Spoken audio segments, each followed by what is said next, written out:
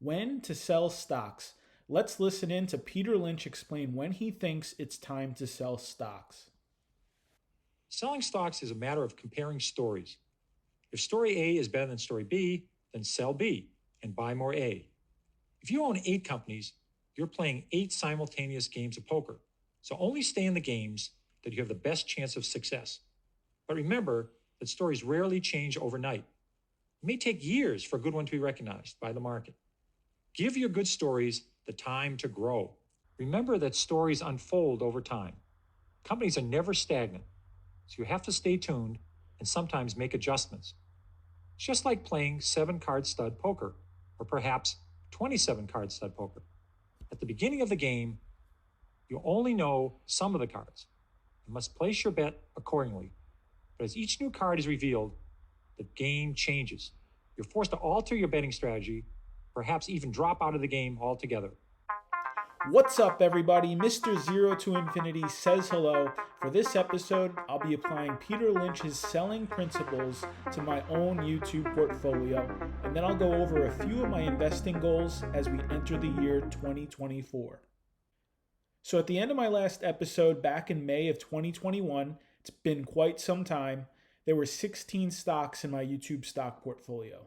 As Peter Lynch explains, sometimes you have to drop out of the game completely if a stock story changes and there's a better story to buy. I dropped out of the game altogether in all of my stocks except one stock, Shift4 Payments, and a sizable cash position. The reason I sold is because I believe Shift4 Payments has a better story than holding on to the other 15 stocks. I also wanted to increase my cash position, so I'm ready to enter new stock positions as the months tick forward.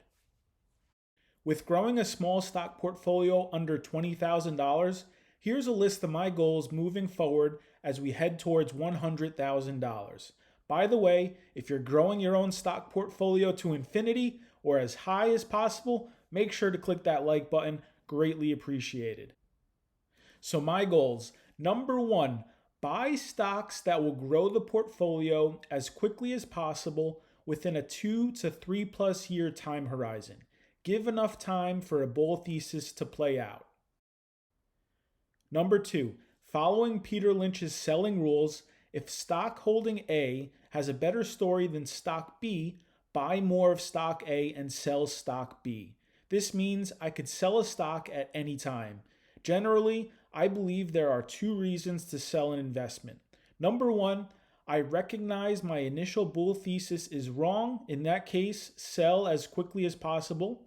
And number 2, I have a significantly higher returning opportunity to redeploy the capital into another stock. For this reason, sell down to fund the new investment.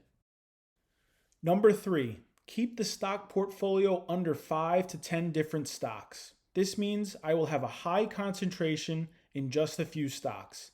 Make concentrated bets in high conviction plays.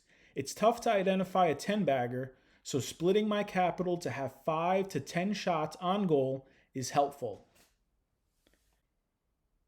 Number 4, since perfect market timing is impossible, dollar cost average my stock positions.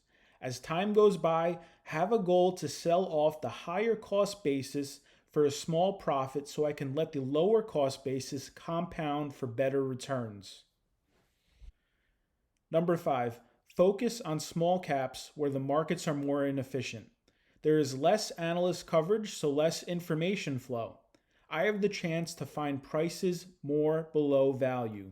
Small caps have more opportunity to find mispriced stocks. There you have it. 5 simple goals as we move forward into the year. Feel free to tell me your investing goals in the comments section below. Let's end it there.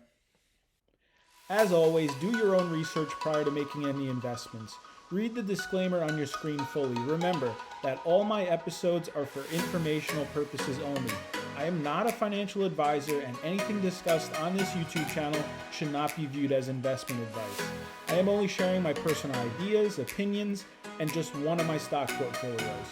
You should never take any of this information as guidance for buying or selling any type of investment or security.